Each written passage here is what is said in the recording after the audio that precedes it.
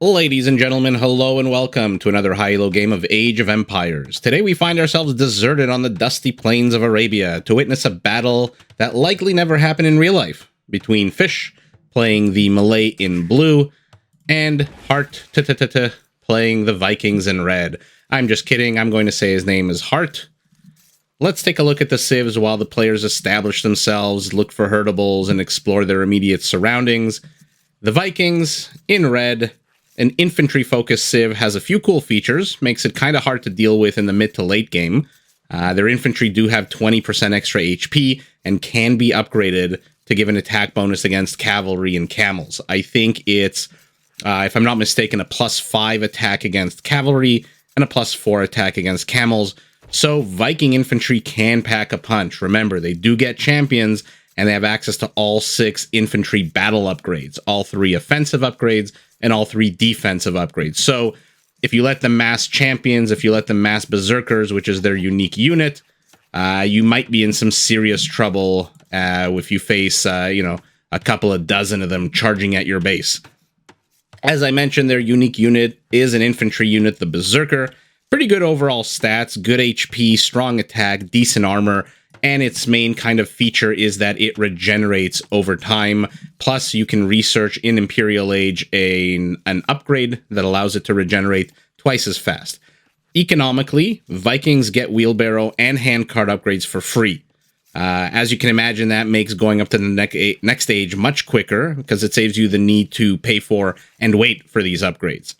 Not to be outdone, in the whole department of going up to the next stage faster, we have the Malay, who actually have a civ bonus that makes they're going up 66% faster. Now, once they get to Castle and Imperial, their elephants do become cheaper. 30% cheaper in Castle, 40% cheaper in Imperial.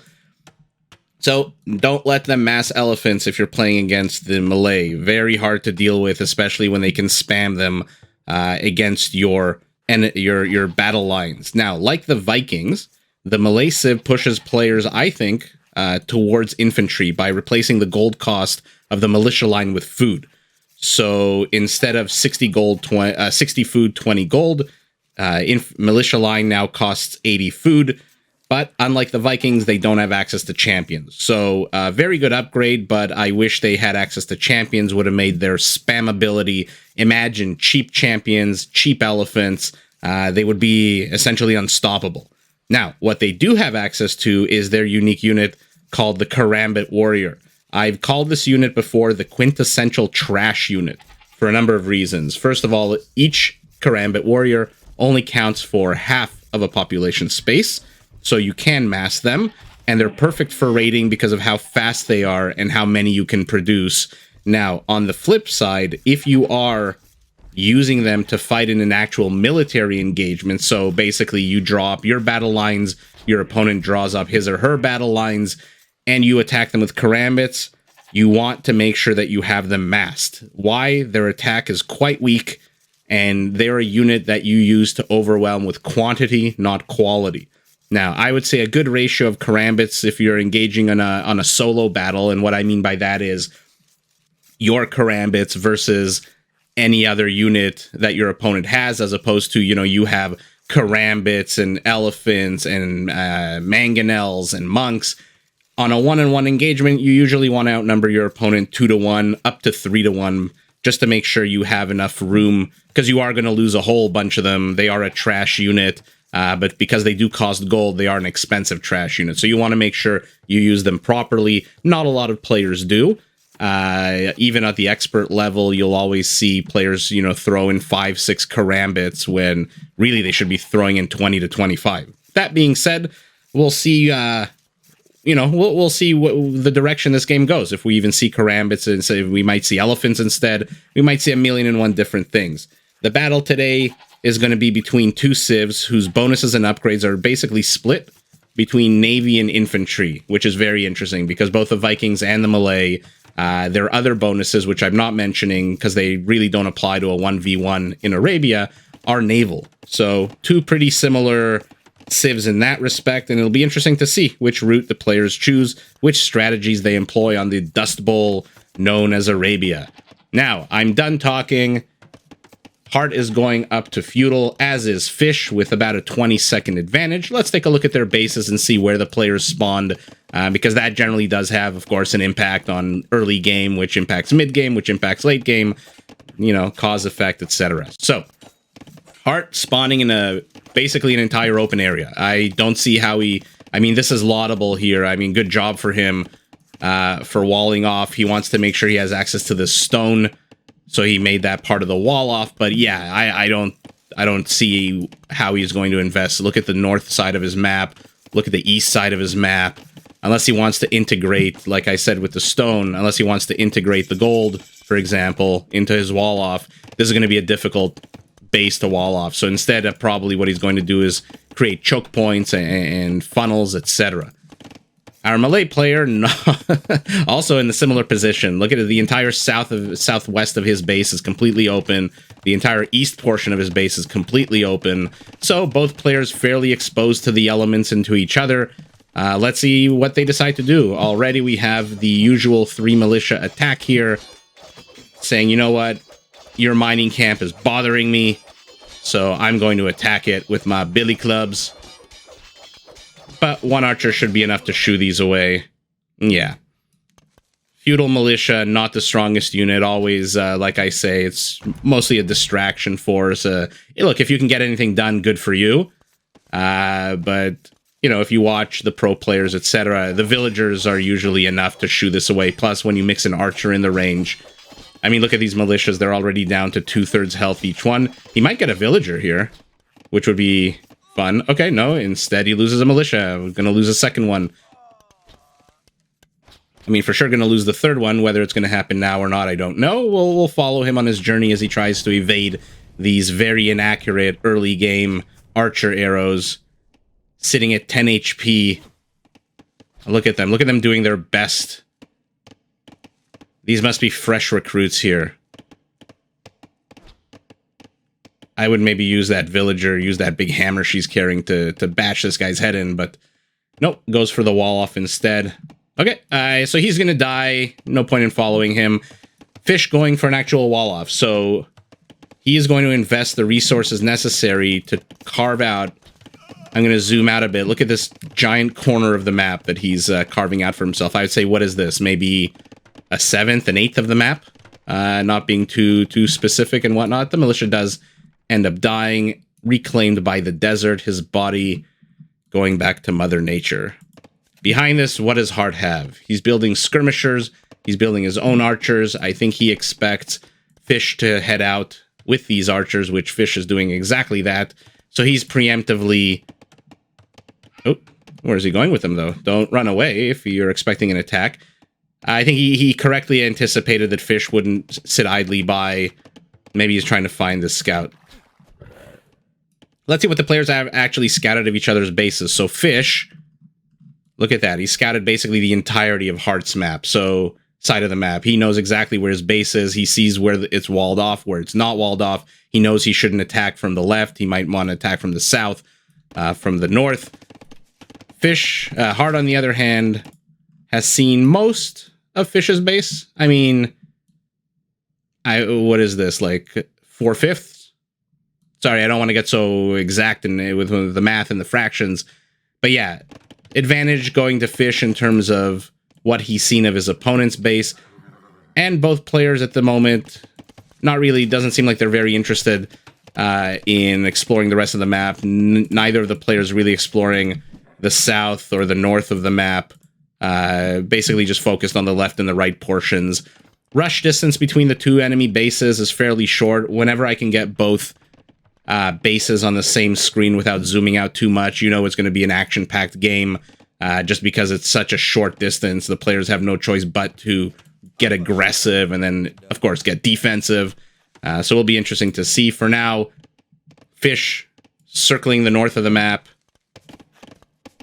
He's going to see this wall off, and then he's going to wish that he came through the south, even though the south now is walled off as well, except, uh-oh, little back door is open. I mean, you're holding a hammer. Go build something. That being said, maybe he doesn't care too much, because army count is the same. He's sitting on 6 skirmishers, 4 archers. Still can't get the scout. That's so annoying. But he's going to zone out this force of archers here, this half dozen that have 2 kills between them. Continuing to explore, continuing to zone out. Behind this, both players sitting at almost the exact same villager count, 40 and 38. Let's take a look at their resources. Let's see who's planning on going. Yeah, look at the Viking advantage here. Already up to castle at the 17.5-minute mark. Because, again, these units just... They get wheelbarrow, they get handcart. Just makes them so much faster right off the bat. That being said, like I said, the Malay... You can be a little slower, you can gather your resources a little bit less quickly than your opponent because you do go up to the next stage 66% faster. So for now, he's accumulating his food. He's still producing scout cavalry. Interesting. So he's going... I hope for his sake he's not intending to go full scale... Oh no, the zebra is caught in the crossfire. He doesn't know what to do. Oh my god. Wisely runs away. As I was saying, I hope Fish is not intending to go full feudal, especially knowing what we know with, you know, perfect vision of the map and seeing what the enemy is doing, that he's already halfway up to castle. That being said, I don't see Fish. He canceled the 5th. Or I don't know if he canceled or if he produced it and then one of his other one died, but he's not producing food-intensive units anymore. Now he's producing archers, which are wood and gold. So we'll see once he gets to castle if he upgrades these to crossbows, but he is now going up to castle. Let's see. Hearttt has 30 seconds left. Fish just clicked up. I mean, obviously Heartt's going to get there first, but look at the speed at the bottom left of your screen. Look at this. So when Hearttt gets to castle, we'll see how far along Fish is. Look at that, 36%. So he's already a third of the way up, even though he started several minutes after. Oh, that Malay advantage is so good. It gives you so much more breathing room during the earlier stages of the game.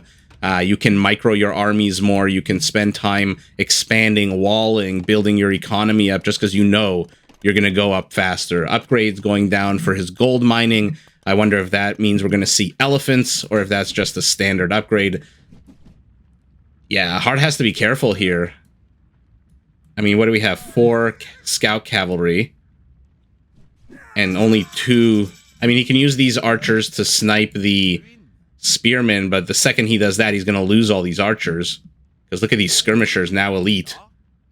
Yeah, he's got to run away. He can't engage with this. But look, he's already up to... Fish is already up to castle. Okay, getting cavalry upgrades. Are we going to see elephants?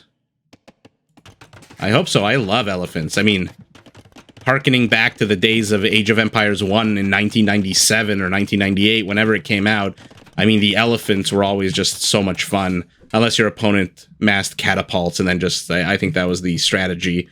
I forget which, the Yamatos had the towers.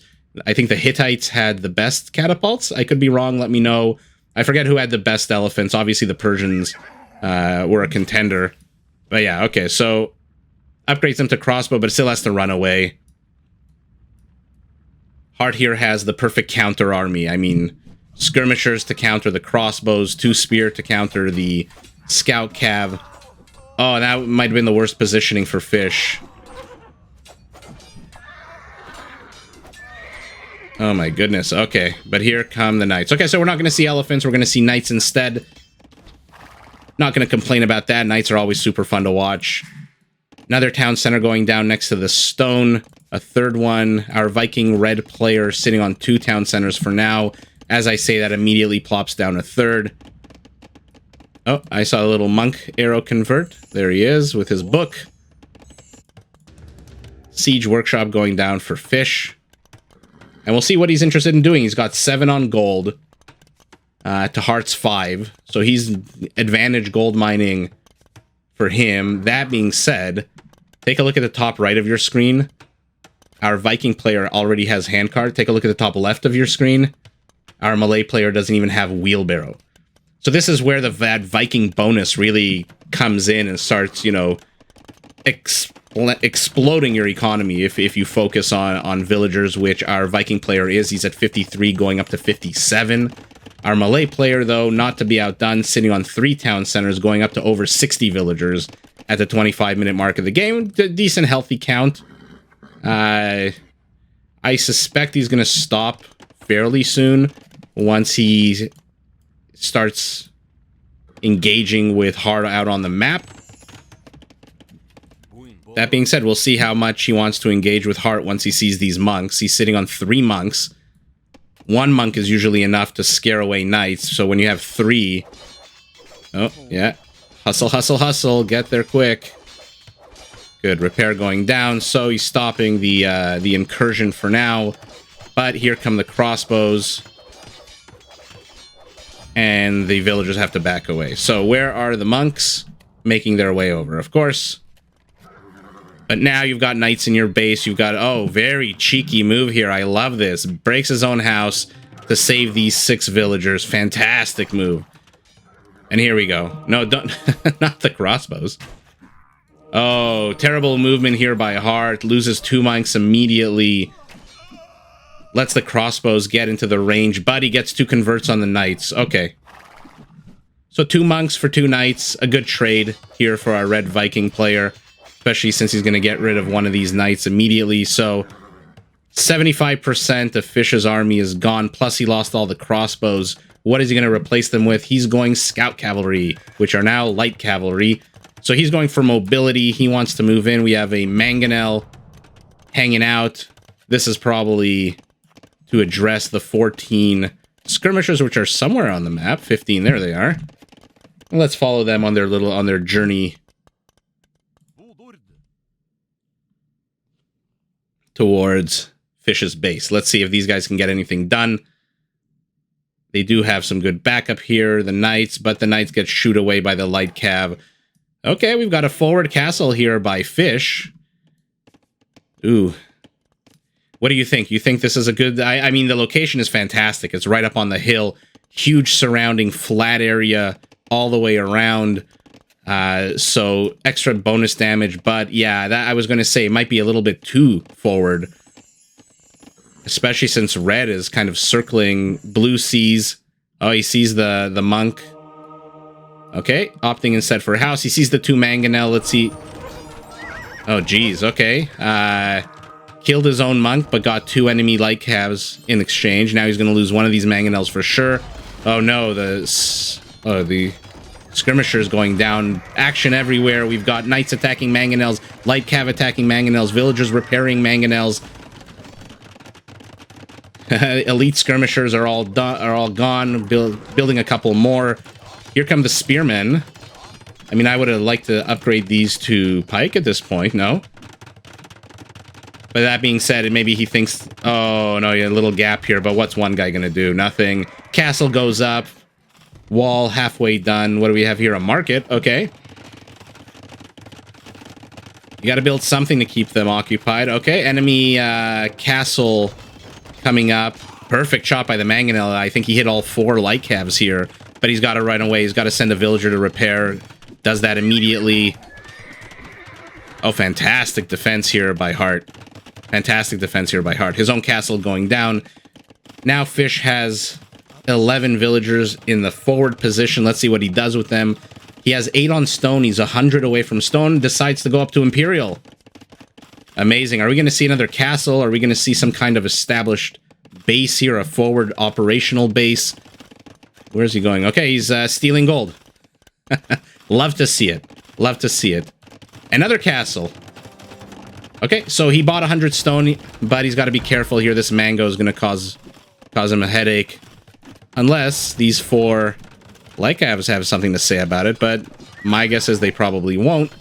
That being said, 2 more come in from the left. Let's see if he manages to get the mangonel. He does. So this castle should go up. Now that mangonel is done, I don't think this army here, only 3 ranged units, I don't think he's going to want to engage into this. Fantastic castle placement, by the way. Number 1, covers this gold. Number 2, all these villagers, I mean, he's got 6 here in the south. But had he placed them in the north, they would have been protected by this castle. Very good game sense here by Fish. Yeah, he's going to just steal the resources here. Good for him. He's up to Imperial. Hearttt not far behind.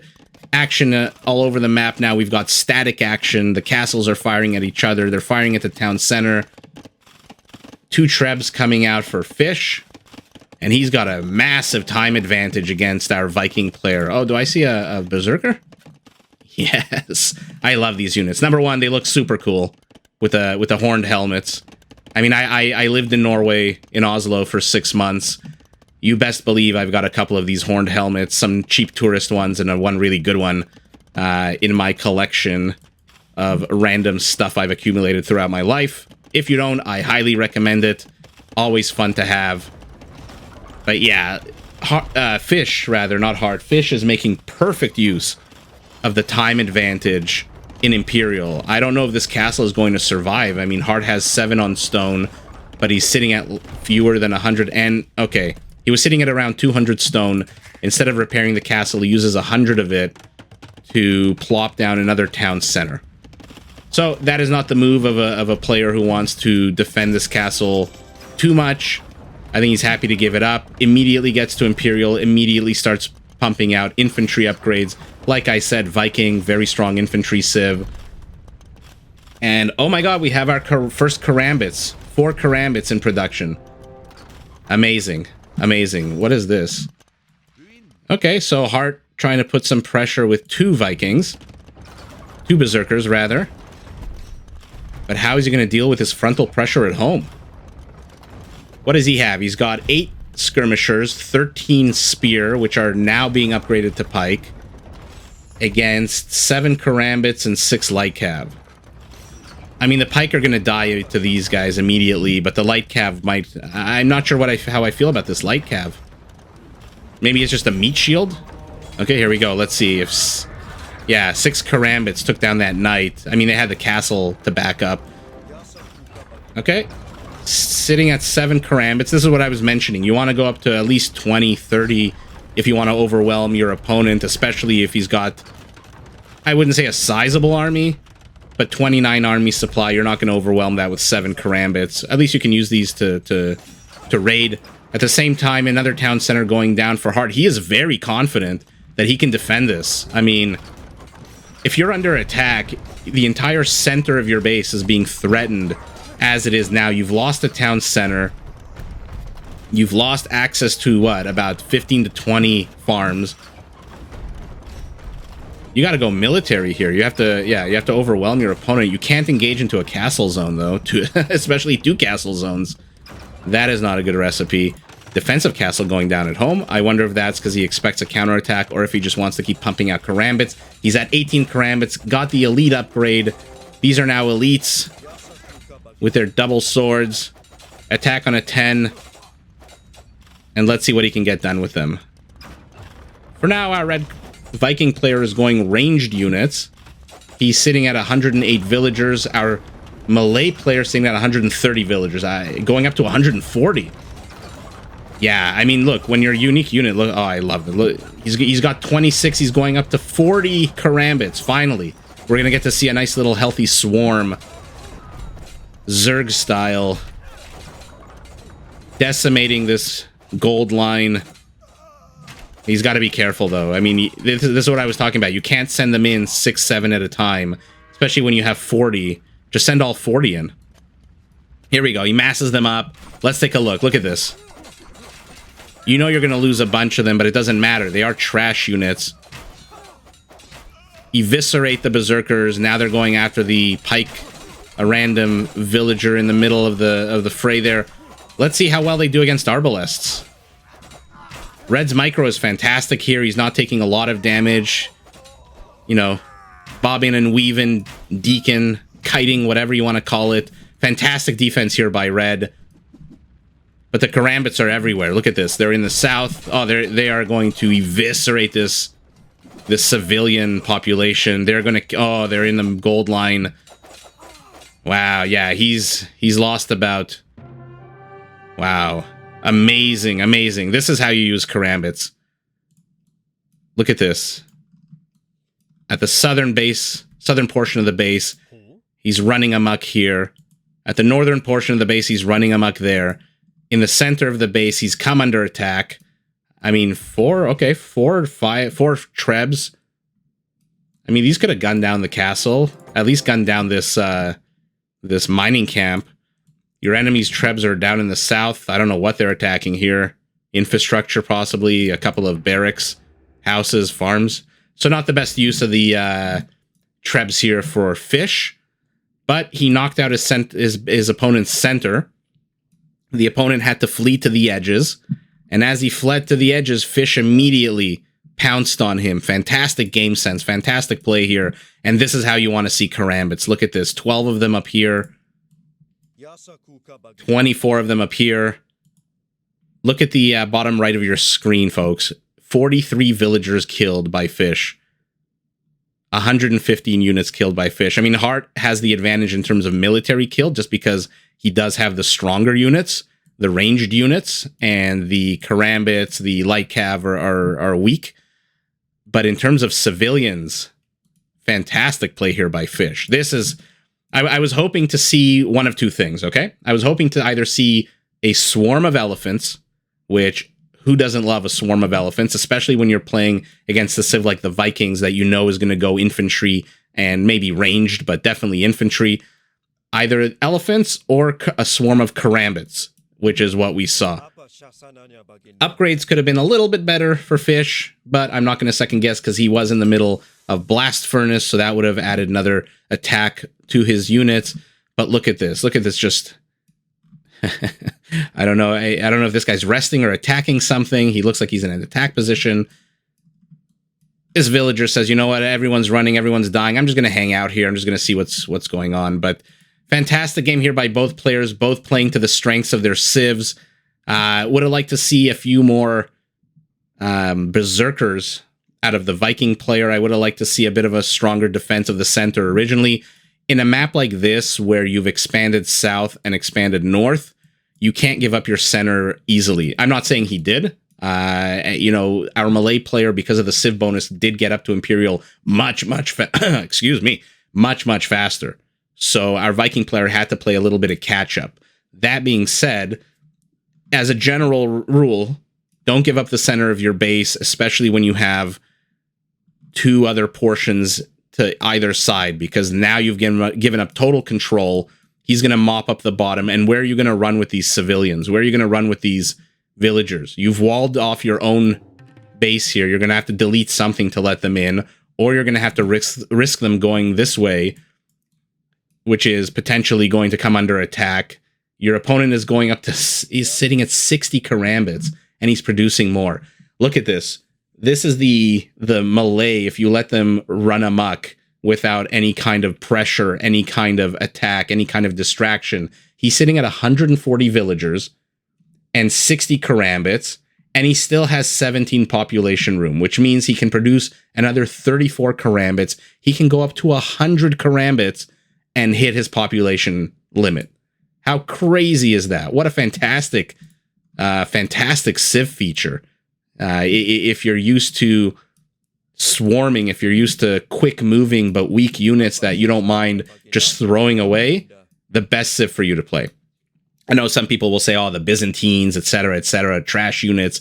Yeah, sure, you can spam skirmishers and whatnot, but these guys, that half a unit population room is really what gives them the power that they have. I mean, he would have eventually discovered this mining camp here too. But yeah, overall, fantastic game here by both players. I love the Malay. This is, you know, I'm not going to say each Civ has one optimal strategy to use. I don't think that's right. I think it depends on who you're playing against and what Civ they have.